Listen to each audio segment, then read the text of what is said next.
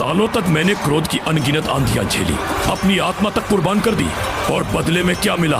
धोखा। यह कहानी है खजान की, एक ऐसे नायक की जिसने दुनिया को बचाया और खुद को खो दिया। यह गाथा है उस प्रतिशोध की जो हृदय के टूटने से जन्म लेता है, उस प्रेम की जो मृत्यु के पार भी जीवित रहता है, और उस बलिदान की जो एक आदमी को इंसान से राक्षस बना देता है। आइए इस दुखांत के सागर में डूब जाए, जहां हर तलवार की चोट एक हृदय की चीख है। खजान पेल्लोस साम्राज्य का सबसे महान सेनापति था। युद्ध के मैदानों में उसका नाम गूंजता था। उसके साथ था ओज़मा, एक जादूगर जिसका जादू सितारों को भी झुका देता था, और रीस, ओज़मा की प्रेमिका अथवा खजान की बचपन की दोस्त, जिसकी मुस्कान उनके हृदय को रोशनी देती थी। तीनों एक दूसरे के लिए जीते थे। रीस की हंसी, ओज़मा का विश्वास और खजान का कर्तव्य। यह उनका संसार था, एक ऐसा संसार जो जल्द ही राख में बदलने वाला था। एक ध्वंसक दानव के आतंक से साम्राज्य के सभी लोग भयभीत थे। उस दानव को परास्त करने के लिए भाग्य ने हमें चुना, मुझे और मेरे परम मित्र ओज़मा को, जो विश्व का सबसे अद्भुत जादूगर था। जब विशाल दानव ने साम्राज्य को अपने अंधेरे पंखों तले कुचलने की धमकी दी, तो खजान और ओज़मा ने अपने प्राण दांव पर लगा दिए। खून से लथपथ, हड्डियों तक थके हुए उन्होंने उस राक्षस को हराया। उस रात जब आकाश विजय के गीतों से गूंजा, खजान और ओज़मा ने अपनी जीत की खुशी मनाई, परंतु वे नहीं जानते थे कि यह उनकी अंतिम मुस्कान थी। हम सम्राट के प्रति निष्ठावान थे, लेकिन हमारी निष्ठा का अपमान किया गया। सम्राट और सभी दरबारियों ने मुझ पर झूठे आरोप लगाए। हमारे साथ विश्वासघात हुआ। साम्राज्य ने उन्हें नायक कहा और सम्राट ने उनमें खतरा देखा। क्या हर वीर पुरुष की नियति में ऐसा दुखद अंत लिखा होता है? क्या वाकई हमारे फरिश्ते पर लगे आरोपों में कोई सच्चाई थी? चुप रहो, साम्राज्य के खिलाफ बोलने की हिम्मत मत करो। खजान और ओज़मा की लोकप्रियता सम्राट के सिंहासन के लिए चुनौती थी। उन्हें बहिष्कृत करने के लिए सम्राट द्वारा एक काली साजिश रची गई। खजान और ओज़मा पर देशद्रोह का झूठा आरोप लगाया गया। उनके गौरव को कीचड़ में मिला दिया गया। खजान को पीड़ित किया गया, उसकी आंखें छीन ली गई, उसकी मांसपेशियां काट दी गई ताकि उसमें शस्त्र उठाने की क्षमता न बचे, और इसके पश्चात उसे पर्वतों की बर्फीली कब्र में फेंक दिया गया। वहां अकेला, अंधा और टूटा हुआ उसे मृत्यु का इंतजार करना था। परंतु नियति को भी एक नायक की मृत्यु स्वीकार्य नहीं थी। अचानक एक भूकंप से सभी सैनिक नीचे गिरकर मृत्यु का शिकार बन गए, सिवाय उस नायक के। यहाँ क्या हुआ था? क्या हुआ था? तुम्हारा शारीरिक रूप अब हमारे उद्देश्य के लिए काम आएगा। मृत्यु तुम्हारा कुछ नहीं बिगाड़ सकती यदि तुम हमारा साथ दोगे। बर्फीले पर्वतों की ठंड में जब खजान की सांसें जम रही थी, तब एक प्राचीन आत्मा ब्लेड फैंटम ने उसे खोजा। ये आत्मा युद्ध की आग और प्रतिशोध के क्रोध से जन्मी थी। उसने खजान के सामने एक विकल्प रखा। मृत्यु को गले लगाओ या प्रतिशोध को अपनाकर अपनी आत्मा को जीवन दान दो। खजान का हृदय चीखा। उसने खुद पर किए गए जुल्म को स्मरण किया और फिर उसने प्रतिशोध चुना। तुम्हें मेरा शारीरिक रूप चाहिए और मुझे तुम्हारी दिव्य शक्ति।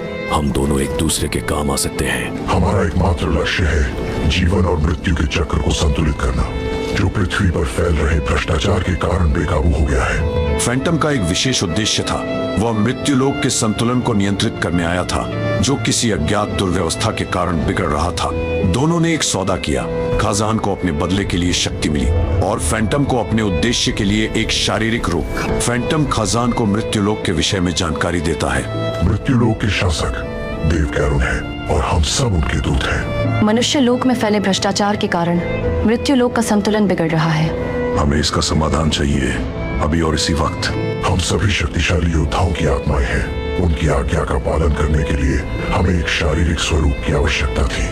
मनुष्य लोक में हम एक शारीरिक स्वरूप के बिना कुछ नहीं कर सकते, इसलिए हम एक ऐसे शूरवीर की तलाश में लग गए जो देव कैरोन के आदेश को पूर्ण करने में सक्षम हो। आगे बढ़ने पर खजान ने वाइपर का सामना किया, जो विशाल दानव तथा स्मार का शिष्य था। अपने आचार्य की मृत्यु का प्रतिशोध लेने के लिए वाइपर ने खजान पर वार किया, लेकिन खजान ने वाइपर का वध सुनिश्चित किया।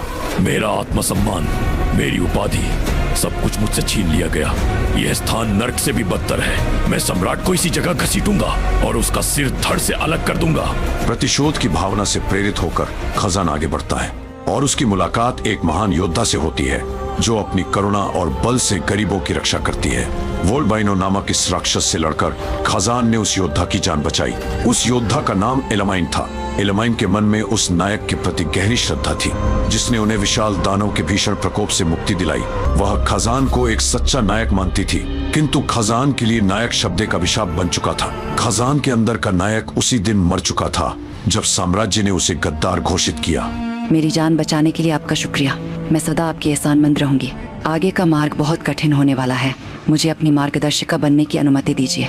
हमारे साम्राज्य के एक सच्चे नायक की सहायता करना मेरे लिए गर्व की बात होगी। नायक, हमारे लिए ये एक खोखला शब्द है। इसके पश्चात उनकी यात्रा उन्हें एक गुफा में ले गई। ये गुफा जो कभी व्यापारियों का ठिकाना हुआ करती थी, अब केवल मृत्यु का भवन बनकर रह गई। भ्रष्टाचार के फैलने से इस गुफा में मौजूद मकड़ियों के पास असाधारण शक्तियां आ गई। जब खाजान ने उनका वध करने का प्रयास किया, तब एलामाइन ने उसका साथ दिया। उस मकड़ी ने खाजान पर जहर की बारिश की। तब एलामाइन ने अपने प्राणों को संकट में डालकर खाजान की रक्षा की। तुम्हारा शुक्रिया। इसकी जरूरत नहीं। एक नायक के साथ लड़ना मेरा सौभाग्य है। किंतु बाकी सबकी नजरों में हम देशद्रोही हैं। उनके द्वारा कही गई बातें व्यर्थ हैं। आपने हम सबकी जान बचाई। एक फरिश्ता गद्दार कैसे हो सकता है? आगे बढ़ने पर खाजान की मुलाकात सेनापति मलूका से हुई, जिसने उसे साम्राज्य से बहिष्कार करने में एक अहम भूमिका निभाई थी। तुम्हें मेरे साथ हुए सभी अत्याचारों की कीमत चुकानी पड़ेगी, महान युद्धवीर खाजान। हम मानते हैं कि आपकी वीरता के चर्चे बहुत हैं, लेकिन क्या आपको नहीं लगता कि आपके कातिल का नाम आपसे भी ज्यादा मशहूर होगा? मलूका का हर प्रहार भ्रष्टता से भरा हुआ था। ये वही शक्ति थी जिसे रोकने के उद्देश्य से फैंटम ने मनुष्य लोक में प्रवेश किया। ये लड़ाई खाजान के लिए आसान नहीं थी, लेकिन खाजान जिसे अपने प्रतिशोध के सिवा और कुछ नजर नहीं आ रहा था, उसने दृढ़ता से मलूका का सामना किया और अंततः उसकी मृत्यु सुनिश्चित की। लेकिन जब मलूका का देहांत हुआ, तब फैंटम और खाजान दोनों आश्चर्यचकित रह गए। नहीं, ये असंभव है। इसकी आत्मा का अस्तित्व ही समाप्त हो गया। भ्रष्टाचार की शक्ति वास्तव में इतनी प्रचंड हो सकती है। ये एक अकल्पनीय दृश्य है। इस पर विश्वास करना इतना कठिन क्यों है? आत्माएं कदापि नष्ट नहीं हो सकती। समस्त मनुष्य लोक की आत्माएं मृत्यु लोक में लौट जाती हैं। हमें इस भ्रष्टाचार के स्रोत का पता लगाना होगा, जो हमारी सृष्टि के नियमों को तोड़ रहा है। मृत्यु के पश्चात प्रत्येक जीव की आत्मा पाताल लोक की ओर प्रस्थान करती है, लेकिन मलूका की आत्मा का अस्तित्व ही समाप्त हो गया। इस पहेली को सुलझाने के लिए एलामाइन ने एक प्राचीन गांव की ओर इशारा किया, जहां से भ्रष्टाचार की घातक छाया फैलनी शुरू हुई थी।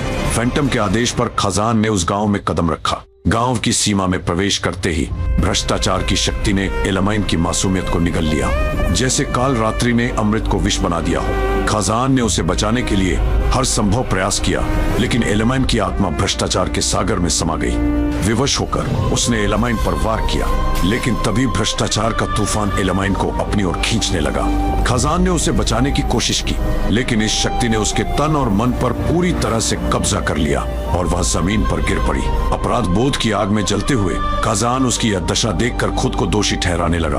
भ्रष्टाचार की शक्ति ने उसे अपनी चपेट में ले लिया। एलामाइन, मुझे माफ कर देना।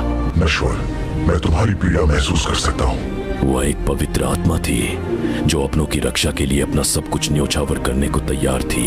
एलामाइन, तुम मेरे हृदय में सदैव जीवित रहोगी। एलामाइन की मृत्यु का प्रतिशोध लेने के लिए खाजान और फैंटम का उद्देश्य एक हो चुका था, भ्रष्टाचार की शक्ति को नियंत्रित करना। वे दोनों उस इंसान की खोज में लग गए जो भ्रष्टाचार की शक्ति को मनुष्य लोक में फैला रहा था। तभी खाजान को यह समाचार मिला कि उसे नायक कहने वाले हर व्यक्ति को सम्राट ने मृत्यु की खदान में भेज दिया। खजान के कुत्तों, तुम्हारा फरिश्ता कहाँ व्यस्त है? तुम्हारी रक्षा क्यों नहीं कर रहा? महासेनापति का अपमान करने का दुस्साहस मत करो। अभी तक उसके तलवे चाट रहे हो, इसलिए हम तुम्हें मृत्यु की खदान में भेज रहे हैं। अपने लोगों की रक्षा करने के लिए खाजान ने उस क्षेत्र में प्रवेश किया और वहां उसका सामना एक विशाल जानवर से हुआ। यह जानवर भी पूरी तरह से भ्रष्टता के प्रभाव में आ चुका था। जब खाजान ने उसका वध किया, तब जीवित बचे हुए गांव वासियों ने उसे एक महत्वपूर्ण संदेश दिया। जब मैं ओज़मा से आपकी बेगुनाही साबित करने में मदद मांगने गया, तब रईसों ने मुझसे कहा कि ओज़मा को सजाए मौत दी गई। लेकिन फिर एक दिन मैंने उसे सम्राट के साथ एक गुप्त बैठक में देखा। महासेनापति खाजान, मेरा विश्वास कीजिए, ओज़मा जीवित है। अपने परम मित्र के जीवित होने की खबर सुनकर खाजान के चेहरे पर खुशी खिल उठी, किंतु उसके मन में था सवाल। ओज़मा अब तक कहाँ था? क्या वो भी इस विश्वासघात में शामिल था? वहीं दूसरी ओर ओज़मा ने साम्राज्य में तबाही मचा दी थी। उसने अपने मार्ग में आने वाले हर व्यक्ति को मार डाला और सम्राट की गद्दी छीन ली। ओज़मा, तुम हमारे राज्य का विनाश क्यों चाहते हो? क्योंकि तुम्हारे पापों का घड़ा अब भर चुका है। इस दृश्य को देखकर ऐसा प्रतीत होता है कि भ्रष्टाचार की शक्ति को मनुष्य लोक में फैलाने वाला और कोई नहीं, बल्कि खाजान का परम मित्र ओज़मा था। किंतु वह इंसानियत का विनाश क्यों चाहता था, इस रहस्य से पर्दा अभी तक नहीं हटा था। इसी बीच खजान को यह जानकारी मिली कि ओज़मा की एक शिक्षार्थी अल्डेविर में है। अंततः खजान अपने परम मित्र को ढूंढने की यात्रा पर निकल पड़ता है। इस इलाके के लोग शारीरिक रूप से बिल्कुल स्वस्थ थे, किंतु मानसिक रूप से वह अपनी बुद्धि खो चुके थे।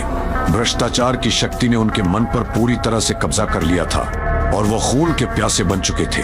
इन सभी सवालों के उत्तर जानने के लिए खजान ने ओज़मा की शिक्षार्थी तरोका से प्रश्न किया। तुम्हारे जीवित होने की खबर ने मेरी सारी आशाओं को मिट्टी में मिला दिया। हमारा दोस्त कहाँ है? तुम्हारी और ओज़मा की गहरी मित्रता मेरी समझ से सदैव परे रही है।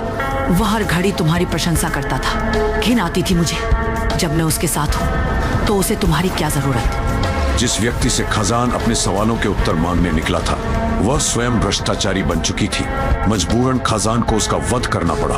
मरते मरते तरोका अपने अंतिम शब्दों में अंधकार में छिपे बौनों का जिक्र करती है। अंततः ओज़मा से मिलने की उम्मीद में खजान अंधकारमय बौनों की खोज में निकल पड़ा। बहुत खोजने के बाद खजान को पता लगता है कि अंधकारमय बौनों की मुखिया बेलेरियन है और इसे ओज़मा के रहस्यों के विषय में बहुत कुछ ज्ञात है। असंभव। भ्रष्टाचार की शक्ति ने तुम्हें जीवन दान दिया। ओज़मा, तुम्हारी मेहनत आखिरकार सफल रही। बेलेरियन जिस मायावी मणि से खजान पर वार करती है, ये एलामाइन को कैद करने वाले मायावी कारागार से बहुत मेल खा रही थी। युद्ध के दौरान वह अपनी आत्मा संचार की कला का उपयोग कर खजान से लड़ने के लिए योद्धाओं को बुलाती है, लेकिन खजान अपनी दृढ़ ताकत से उसे पराजित करता है। शायद तुम्हें कोई गलतफहमी हुई है। मुझे लगा था ओज़मा ने तुम्हें मेरी हत्या का निर्देश दिया है। मेरे यहाँ होने की एकमात्र वजह ओज़मा है, लेकिन मेरा उद्देश्य तुम्हें मारना नहीं है। तुम्हें जिंदा देखकर मैंने अनुमान लगाया कि शायद ओज़मा ने तुम्हें भ्रष्टाचार की शक्ति से जीवित किया। जब मैं उसके साथ थी, वो बहुत प्रतिष्ठा से किसी शख्स को पुनर्जीवित करना चाहता था। बेलेरियन ने खजान को ओज़मा के सभी रहस्यों से अवगत कराया। जहाँ बेलेरियन आत्मा संचार की विद्या सीख रही थी, वहीं ओज़मा भ्रष्टाचार का जादू सीख रहा था, किंतु उसका उद्देश्य मानवता को हानि पहुंचाना नहीं था। वह अपनी प्रेमिका रीस को पुनर्जीवित करना चाहता था, जिसे साम्राज्य ने उसी दिन मारा जब ओज़मा उन्हें बचाने के लिए विशाल दानव के खिलाफ युद्ध लड़ रहा था। किंतु इसी कोशिश में उसने जीवन और मृत्यु के चक्र का संतुलन बिगाड़ दिया। खजान का लक्ष्य अब साफ था। फैंटम ने उसका साथ दिया। अब उन दोनों को ओज़मा को ढूंढकर उसका वध करना होगा, जिससे वह मानवता को भ्रष्टाचार के प्रकोप में आकर विनाश की कगार से बचा सके। ओज़मा को ढूंढने की यात्रा में खजान की मुलाकात अपने पुराने मित्र से हुई, युद्धवीर स्कालपेल, जिसने युद्ध भूमि में खजान का साथ दिया और अतीत में उसके लोगों की रक्षा की। स्कालपेल, मेरा विरोध मत करो। गद्दार हो तुम, मैं जानता हूँ। तुमने महासेनापति के खिलाफ क्या षड्यंत्र रचा। खजान के प्रति मेरी निष्ठा का तुम अनुमान भी नहीं लगा सकते। निष्ठा? साम्राज्य से उन्हें बहिष्कार करवाना अर्थात तुम्हारे शब्दकोश में निष्ठावान होना। तुम्हें मेरी बातें पूर्ण रूप से समझ आ जाएंगी जब तुम मेरे नए स्वरूप का सामना करोगे। लेकिन अब ओज़मा द्वारा फैलाए गए भ्रष्टाचार ने स्कालपेल को भी खून का प्यासा बना दिया और खजान को अपने ही मित्र का वध करना पड़ा। केवल ओज़मा के कारण उसने एलामाइन को खोया, अपने पुराने दोस्तों को खोया, कई निर्दोष लोगों के प्राण बचाने में असमर्थ रहा। लेकिन वो ओज़मा को दोषी ठहराए भी तो कैसे? एक समय था जब ओज़मा एक नायक था, किंतु साम्राज्य ने उसे एक खलनायक बनने पर मजबूर कर दिया।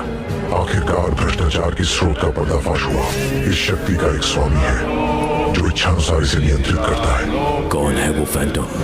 ओज़मा, तुम्हारा मित्र ही इस शक्ति को मानव लोक में लाया। अब हमारा उद्देश्य एक है।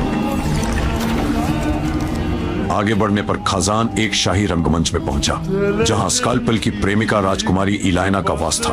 वह खजान से भ्रष्टाचार की शक्ति को पूर्ण रूप से खत्म करने की विनती करती है तथा उसे ओज़मा का पता बताती है।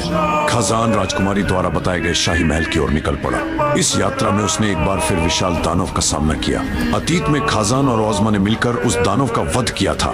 खजान, मेरे परम मित्र, हम इस दानव का वध एक साथ करेंगे, एक ऐसी दुनिया बनाने के लिए जहां हमारे लोगों के जीवन में सुख शांति सर्वोपरि हो। किंतु वर्तमान में जैसे ही खजान ने उसके सर में धसे शस्त्र को छुआ, उस दानव में जान आ गई।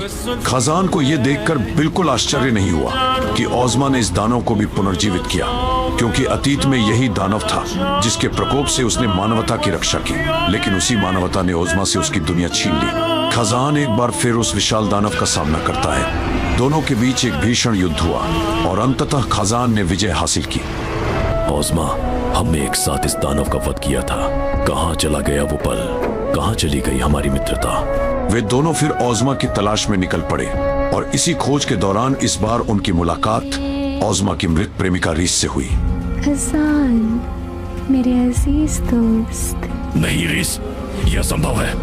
ओज़मा ने तुम्हें भी भ्रष्टाचारी बना दिया। खजान की आंखों में आंसू थे और हाथ में तलवार थामे खड़ा था। वो रीस को देख रहा था। कभी मुस्कुराने वाली वो आंखें अब अंधकार से भरी थी। वो अब उसके बचपन की दोस्त नहीं रही, बल्कि ओज़मा के नाकामयाब प्रयासों के कारण भ्रष्टाचार की शक्ति से संक्रमित एक खोखला शरीर बन चुकी थी। खजान का दिल टूट चुका था, पर वो जानता था कि रीस को मुक्ति दिलाने के लिए उसे मारना अनिवार्य है। जब खजान रीस का वध करता है, तब वह अपनी अंतिम इच्छा प्रकट करती है। ओज़मा, काश मैं तुम्हें एक आखिरी बार। रीस खजान से ओज़मा को बचाने की विनती करती है, ये जानते हुए कि ओज़मा के सिवा अब उसका कोई अपना जीवित नहीं बचा। खजान को अपने परम मित्र पर वार करने का साहस जुटाना होगा, उसकी अपनी मुक्ति के लिए, रीस के लिए, एलामाइन के लिए, और जीवन और मृत्यु के चक्र को फिर से संतुलित करने के लिए। जो दोस्त कभी साथ थे, अब एक दूसरे के खिलाफ हो चुके थे। एक इंसानियत को त्याग चुका था और दूसरा उसे बचाने लौटा है। ओज़मा ने खजान को देखा। उसके शब्दों में पुरानी मित्रता की गूंज थी। खजान, हम तक पहुंचने के लिए तुमने बहुत कुछ सहा होगा। ओज़मा, ये तुमने अपना क्या हश्र बना लिया। याद है जब हमने विशाल दानव का वध किया था? दुनिया बचाई थी, पर असली राक्षस तो इंसान निकले। इन्होंने मेरी रीस को मुझसे छीना, तो मैंने उनसे इंसानियत छीन ली। अब चलो, मेरा साथ दो इस राक्षसों की दुनिया में फिर से संतुलन लाने के लिए। मैं तुम्हारे साथ खड़ा होने नहीं, तुम्हारे हर गुनाह का हिसाब लेने आया हूँ। रीस के लिए, अपने लोगों के लिए। अब शुरू होगी वो लड़ाई जिसे न खजान चाहता था, न ओज़मा रोक पाया। दो सच्चे साथी जिन्हें हालात ने दुश्मन बना दिया। ओज़मा, भ्रष्टाचार की शक्ति का स्वामी, ने खजान पर जादू की आंधी बरसाई। खजान ने हर हमले का जवाब अपनी तलवार से दिया। यह युद्ध केवल शस्त्रों का नहीं, बल्कि दो टूटे दिलों का था। अंत में खजान ने अपना शस्त्र ओज़मा के सीने में उतार दिया। ओज़मा ने अपने अंतिम क्षणों में अपने मित्र की ओर देखा। उसकी आंखों में खजान के लिए अपनापन था और अपने कर्मों का पश्चाताप। सब कुछ बर्बाद हो गया। जो कभी नहीं होना चाहिए था, वही हो गया। साम्राज्य खाक बन चुका था। खजान के पास कुछ नहीं बचा, न रीस, न ओज़मा, और न ही वो पुराना खजान जो सपने देखता था। वह ओज़मा के घर गया, पुराने पलों को एक बार फिर से जीने के लिए। लेकिन तभी फैंटम ने उसे अपने उद्देश्य के विषय में स्मरण कराया। फैंटम, तुम्हें अब लौट जाना चाहिए। हम देव कैरोन के आदेश के विरुद्ध नहीं जा सकते। भ्रष्टाचार की शक्ति पूर्ण रूप से खत्म नहीं हुई। और इसी के साथ खजान और फैंटम अपनी अंतिम यात्रा पर निकल पड़े। हमारे इस खास दिन में आप शामिल होना चाहेंगे खजान? हम तीनों फिर से एक साथ होंगे। अभी भरा नहीं, अभी ना जाओ छोड़ कर, के दिल अभी भरा नहीं। वैसे तो आप व्यस्त रहते हैं, लेकिन हमें आशा है कि आप थोड़ा सा वक्त हमारे विवाह के लिए निकाल ही लेंगे। इतने सारे यादगार लम्हे, ये जगह हमारे विवाह के लिए बिल्कुल ठीक है। खजान, मेरे परम मित्र, लेकिन हमें आशा है कि आप थोड़ा सा वक्त हमारे विवाह के लिए निकाल ही लेंगे। याद रखना खजान, हम तीनों हमेशा एक साथ रहेंगे।